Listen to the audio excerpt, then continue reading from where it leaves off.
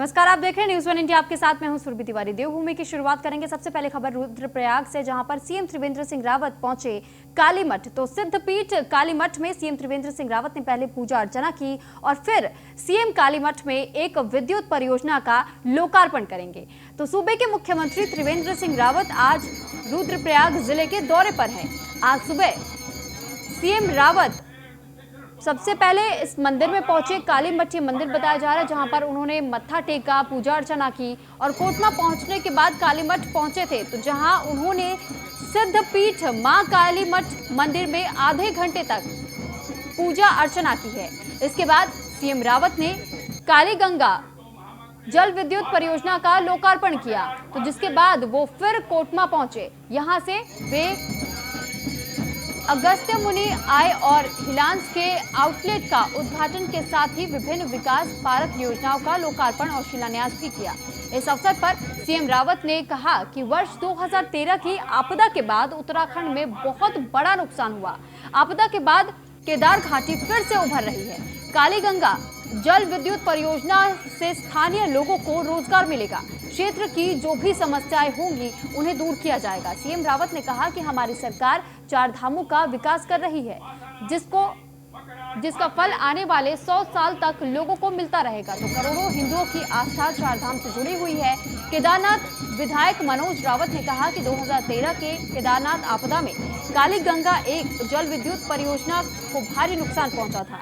इस परियोजना से क्षेत्र का विकास निश्चित ही होगा। तो वहीं यूजीवीएन के प्रबंधक निदेशक जेएस सिंगल ने कहा कि परियोजना से आसपास के गांवों को लाभ मिल रहा है।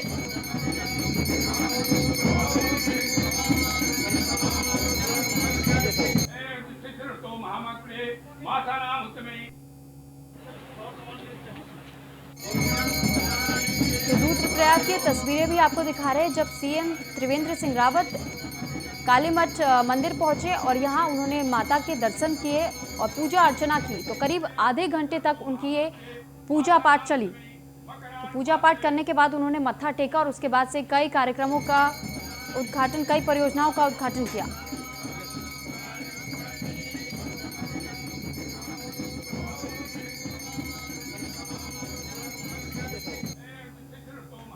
तो वहीं मसूरी में फिर बदला मौसम का मिजाज। पहाड़ों में हो रही हल्की बर्फबारी और बर्फबारी के बाद तापमान में एक बार फिर से गिरावट दर्ज की गई है।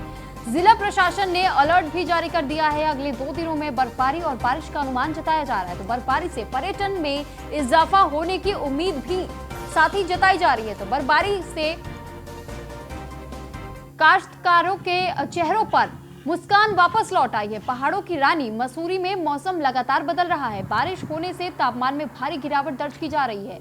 वहीं मसूरी के पास धनौल्टी क्षेत्र में हल्की बर्फबारी से लोग काफी खुश नजर आ रहे हैं। मौसम विभाग ने आने वाले 2 दिनों में ऊंचाई वाले क्षेत्रों में बर्फबारी और बारिश का अनुमान जताया है, जिसको लेकर जिला प्रशासन ने अलर्ट जारी कर दिया है। वहीं मसूरी प्रशासन ने एक्शन प्लान भी तैयार कर लिया है, जिससे देश और विदेश से आने वाले पर्यटकों को बर्फबारी के समय किसी प्रकार की कोई दिक्कतों का सामना ना करना पड़े। मसूरी में एक बार फिर से मौसम ने करवट ली है और ऐसे में बर्फबारी की वजह से जो पर्यटकों में भी बढ़ोतरी की उम्मीद जताई जा रही है।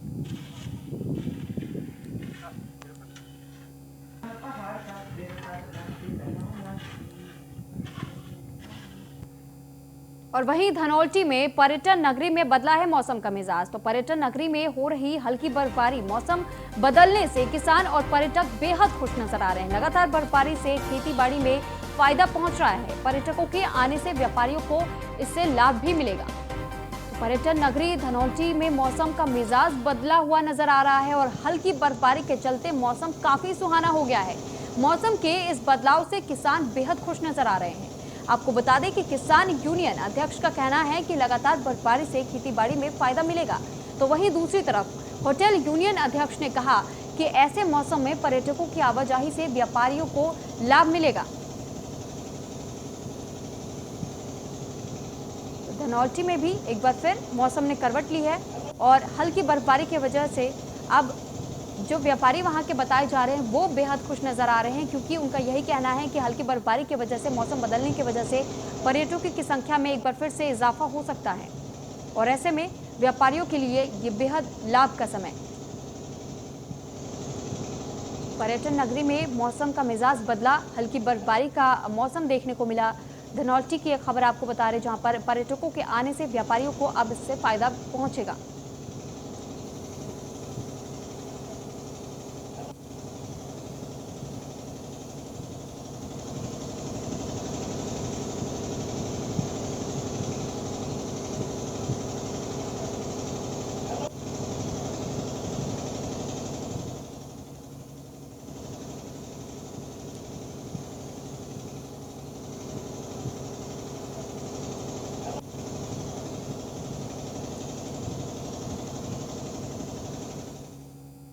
तो उत्तराखंड में मौसम ने करवट बदल ली और राज्य के कई हिस्सों में तापमान में भारी गिरावट भी दर्ज की जा रही है। ऊंचाई वाले इलाकों में हो रही बर्फबारी और बारिश, दून घाटी में भी रात से ही मौसम में बदलाव नजर आ रहा है। सुबह से तेज हवाओं के साथ हो रही हल्की बारिश।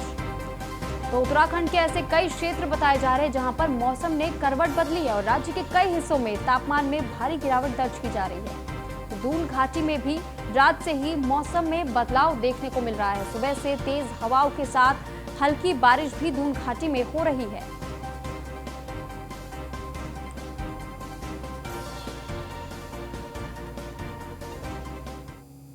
तो उत्तराखंड में मौसम का मिजाज बदल चुका है, जिसके कारण प्रदेश में ठंड भी बढ़ गई है। ऊंचाई वाले इलाकों में बर्फबारी और बारिश हो रही है।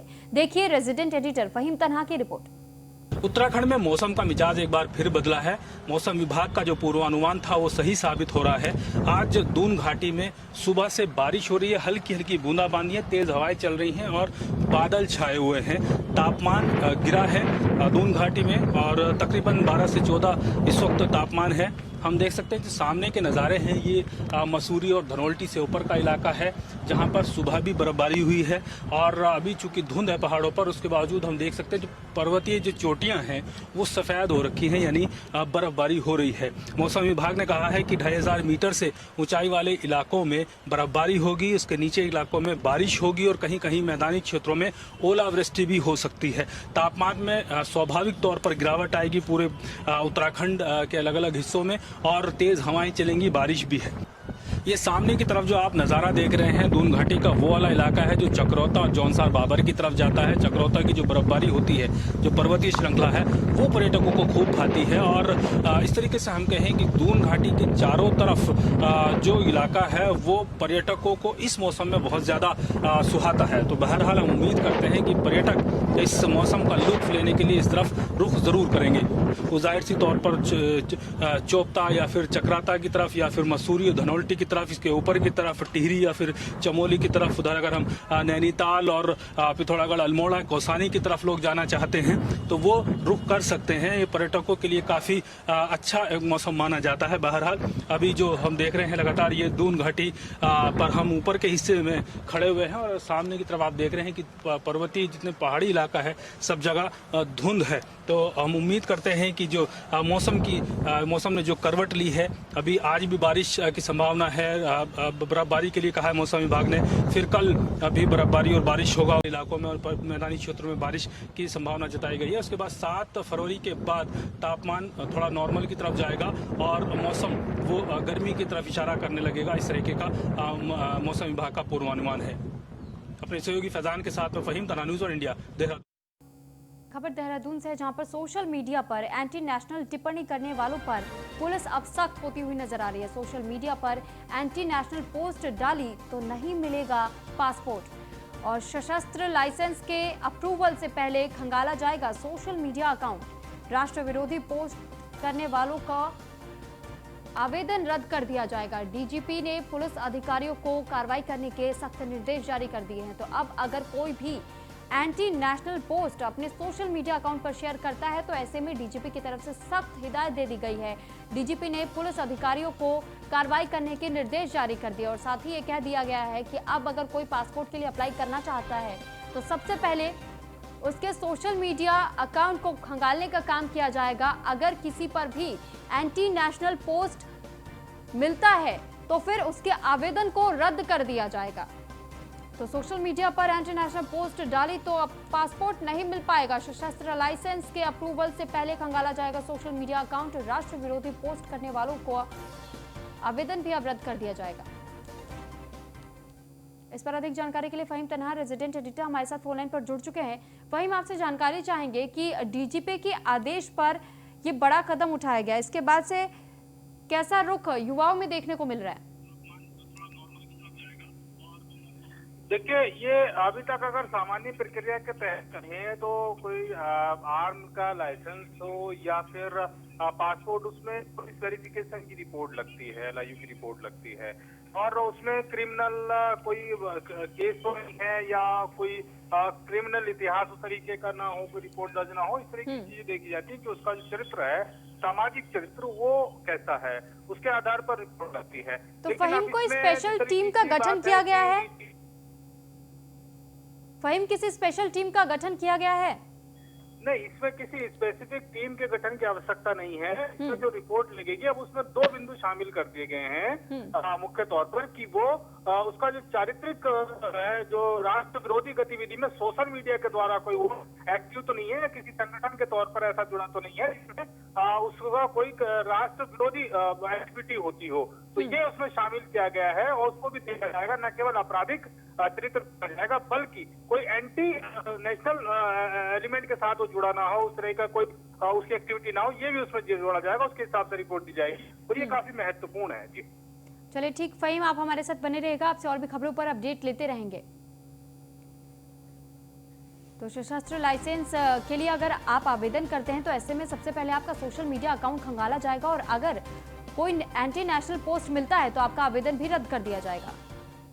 और वहीं देहरादून में फॉरेस्ट गार्ड भर्ती परीक्षा में नकल कराने का मामला सामने आया है। पुलिस ने 5 आरोपियों को गैंगस्टर एक्ट में गिरफ्तार कर जेल भेज दिया है। पिछले साल हुई फॉरेस्ट गार्ड भर्ती परीक्षा में नकल कराने का मामला सामने आया था। पुलिस ने मुख्य आरोपी मुकेश सैनी समेत आरोपियों के खिलाफ कार्रवाई की थी, तो आरोपियों को कोर्ट में पेश कर न्यायिक हिरासत में भेजा गया है जेल।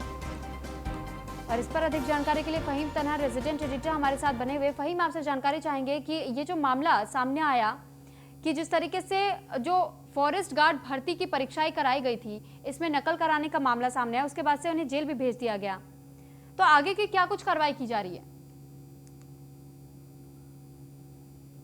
फहीम, क्या आपको हमारी आवाज मिल पा रही है?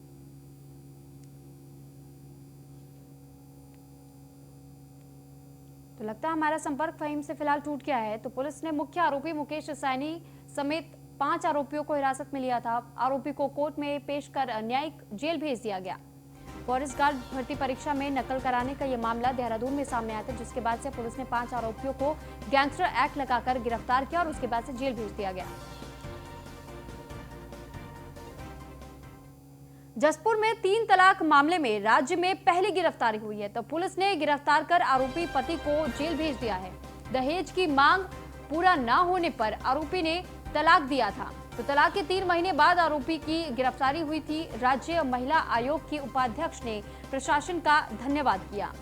तो उत्तराखंड के उधम सिंह नगर के जसपुर में 3 तलाक मामले में राज्य में पहली गिरफ्तारी की गई है। बता दें कि 3 महीने पहले 3 तलाक का मामला सामने आया था, जहां दहेज की मांग पूरी ना होने की वजह से आरोपी पति ने पत्नी को तलाक दे दिया था। तो तलाक देकर घर से बाहर भी निकाला गया था महिला को।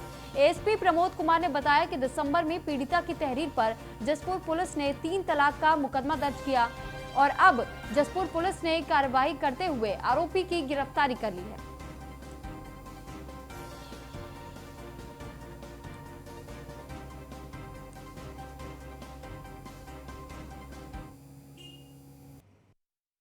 पिछले साल मेरे पति ने मुझे 3 तलाक दी और मारकर घर से बाहर डाल दिया। मैंने रिपोर्ट दर्ज कराई, उसमें से एक की अरेस्टिंग हो गई, मेरे पति मोहम्मद दानिश की। मैं चाहती हूँ बाकी और आदमियों की गिरफ्तारी हो जानी चाहिए। मैं सायरा बानो से हेल्प लेने की वजह से यहाँ पे आई हुई हूँ। मैं उनसे चाहती हूँ कि और बाकी की अरेस्टिंग भी हो जाए। मैं उत्तराखंड प्रशासन को धन्यवाद करती हूँ जिन्होंने 3 तलाक कानून बनने के बाद पहली गिरफ्तारी की। मैं प्रशासन को निर्देश देती हूँ कि 3 तलाक के केस में कोई भी ढिलवाई जो है बर्दाश्त नहीं होगी। और ये जो अरेस्टिंग हुई है हमारी जो भरकस कोशिश के बाद हुई है क्योंकि जो एक्ट था, मुस्लिम एक्ट जो है 2019 में जो एक्ट लागू हुआ था, उसको को हमने जो है प्रशासन को अवेयर किया, उनको मतलब बताया उस एक्ट के बारे में, मुस्लिम अधिकार अधिनियम के 2019 के बारे में बताया। उसके बाद वो दुनिया भर के एक्सक्यूज़ हम लोगों के सामने कह रहे थे कि हम लोगों को मतलब मजिस्ट्रेट के सामने मतलब सफाई देनी होती है। मैंने कहा कि आप जो है अरेस्टिंग कीजिए पहले, उसके बाद में जो भी जो एक्ट है, हम जो आपको जागरूक कर रहे हैं उस एक्ट के बारे में, जो मुस्लिम एक्ट जो बना है 2019 में, उसके बारे में जो बता रहे हैं उसके बारे में आप बताइए, अपने मजिस्ट्रेट के सामने बताइए। तो हमने बहुत ही सख्ती से जब उन पे प्रेशर बनाया तब जाके उन्होंने मतलब ये पहली अरेस्टिंग हुई है। मैं देखिए, जसपुर का एक प्रकरण है जिसमें दिसंबर माह में जो है पीड़िता की तहरीर के आधार पर एक ट्रिपल तलाक का मुकदमा कायम किया गया था। उसमें जो है जसपुर पुलिस के द्वारा कार्रवाई की गई है और जो मेन अभियुक्त है जिसके द्वारा ये ट्रिपल तलाक दिया गया था उसको अरेस्ट करके जेल भेजा गया। तो नैनीताल में राजकीय इंटर कॉलेज में शिविर का आयोजन किया गया। महिलाओं को आत्मनिर्भर बनाने की ये एक और पहल मानी जा रही है। बीजेपी प्रदेश अध्यक्ष बंशीधर भगत कार्यक्रम में मौजूद रहे। डीएम सवीन बंसल समेत कई अधिकारी भी इस दौरान मौजूद थे। कार्यक्रम में छात्रों को सम्मानित भी किया गया। तो दिव्यांगों को साइकिल और बैसाखी वितरित की गई। लोक निर्माण, पेयजल समेत कई योजनाओं को पूरा करने के आदेश डीएम ने जारी किए हैं और दिव्यांगों को साइकिल और बैसाखी वितरित की गई है। तो लोक निर्माण, पेयजल समेत कई योजनाएं पूरी हो, ऐसा कहना डीएम का।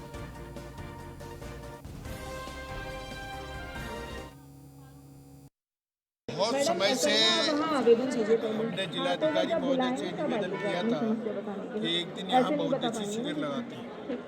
एक बार डेट भी डिक्लेयर कर दी गई थी, लेकिन मौसम खराबी के कारण फिर जो भी आएगी ना मैं अनाउंस करूंगी। तो आज आपका नाम लूंगी, आप यहाँ पे इसमें बैठे सभी रहिए। प्रकार की समस्याएं आई हैं। आज विकलांगों को हमने बहुत सी साइकिलें दी हैं, अगर वहाँ बैसाखियाँ दी आप हैं नहीं भी आए होंगे तो वहाँ से और लोड होके चली सड़कों जाएगी, की, समझ बिजली लीजिए की, आप। पानी की तमाम समस्याएं आई हैं। अधिकारी भी आए थे जिनको तत्काल निराकरण के लिए निर्देशित कर दिया गया है और मैं समझता हूँ बहुत अच्छा लाभ इससे मिलेगा। और विकलांगों के और विधवावस्था के और वृद्धावस्था के फॉर्म भी यहाँ भरे आवेदन दीजिए जाएंगे, आप यहीं पर भर के यहीं पर दिए जाएंगे। सभी ये बहुत अच्छा लाभ मिलेगा। सभी बहुत समय से वहाँ आवेदन दीजिए पहले। हमने जिलाधिकारी महोदय से निवेदन किया था कि एक दिन यहाँ बहुउद्देशीय शिविर लगाते हैं। एक बार डेट भी डिक्लेयर कर दी गई थी, लेकिन मौसम खराबी के कारण फिर जो भी आएगी ना मैं अनाउंस करूंगी। तो आज आपका नाम लूंगी, आप यहाँ पे इसमें बैठे सभी रहिए। प्रकार की समस्याएं आई हैं। आज विकलांगों को हमने बहुत सी साइकिलें दी हैं। तो वहीं पौड़ी में पाबौ की ग्राम पंचायत ताल में ग्राम पंचायत भवन का शिलान्यास हुआ और पंचायत भवन के शिलान्यास पर ब्लॉक प्रमुख ने अहम सवाल खड़े कर दिए। प्रधान का पद रिक्त होने के बावजूद शिलापट पर ग्राम प्रधान का नाम लिखा, शिलापट पर नहीं है ब्लॉक प्रमुख और पंचायत सदस्य का नाम। तो विधायक और उच्च शिक्षा राज्य मंत्री पर भेदभाव करने का आरोप लगाया गया है। भवन के लिए 20 लाख की धनराशि पंचायती राज और 4 लाख की धनराशि मनरेगा के तहत ही आवंटित होगी। तो विधायक और उच्च शिक्षा राज्य के लोगों का नाम इसमें नहीं होने की वजह से ये गंभीर आरोप लगाए गए। तो पहले मैं आपको बताऊं कि ग्राम सभा ताल में तो प्रधान ही नहीं है, तो किस आधार पर पहले तो प्रधान का चुनाव हो गया वहाँ पे, और इस समय पे तो चुनाव आयोग को भी आगे आना चाहिए कि बिना चुनाव के किस तरीके की अनदेखी की जा रही है कि अपने आप ही नाम घोषित हो जा रहे हैं। दूसरा, आप वहाँ पे देखेंगे कि जो उसमें जो लागत लगी है उसकी लागत दिखाई है 24 लाख रुपए, जिसमें 20 लाख रुपए जो है पंचायती राज से दिया गया है और 4 लाख रुपए मनरेगा के थ्रू दिया गया है। लेकिन उसके बावजूद भी उसमें ना ही प्रमुख का नाम रखा गया है और ना ही क्षेत्र पंचायत का। तो ये बहुत कहीं ना कहीं हमारे साथ सौतेला व्यवहार किया जा रहा है जानबूझ करके। तो हम इसकी कड़ी निंदा करते हैं।